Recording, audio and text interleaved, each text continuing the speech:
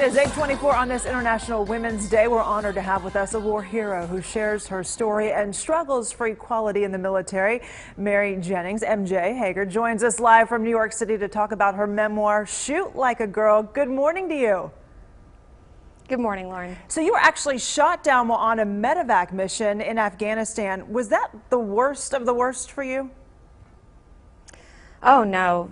The worst was definitely having to medevac our men and women and a lot of the locals who got caught up in the war and having to see the things that they were going through. So that was definitely not the worst. Yeah, I read in the book.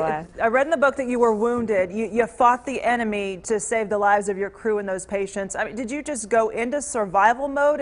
And do you relive some of these images, some of these days that you went through that were so tough? Do you relive them over and over?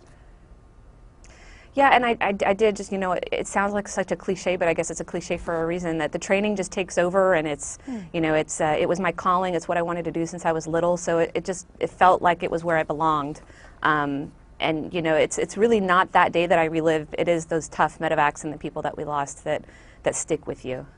You have a new battle, and that is to give women who serve on the front lines really the credit that they deserve. In 2012, you filed a lawsuit that led to women being allowed to serve on the front lines. That's a major step in itself.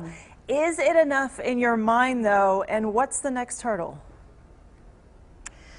It's only enough if we implement it correctly. If they institute, double standards and those types of things, then it's just going to make things harder for the women who want to hold those jobs. I would say that the next step is to just inform and educate our leaders and give them the tools to create a culture that isn't as hostile toward women.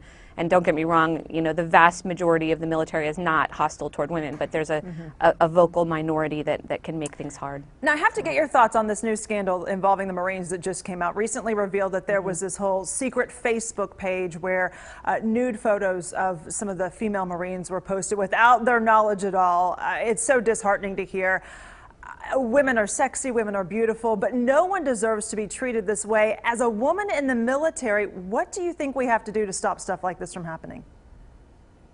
Well, I think that the Marine Corps leadership has taken an important first step. They're investigating. The Sergeant Major of the Marine Corps came out with a very black and white statement about not standing by. Not only, does he expect his Marines to not perpetuate this type of culture, but he expects people to stand up and say something and not remain silent. And that's really a big message in my book as well, is that it's not just the very, very few people who act against women in the military. The big problem is the great number of people who stand by and are silent because they're afraid of the backlash of speaking out. Well, thank you so much for speaking out. We appreciate it. A Texan, by the way, lives in Austin. You can find a link to the book, Shoot Like a Girl, on our website, fox4news.com. MJ, thank you so much for joining us. Thank you, Lauren. It is 8:26.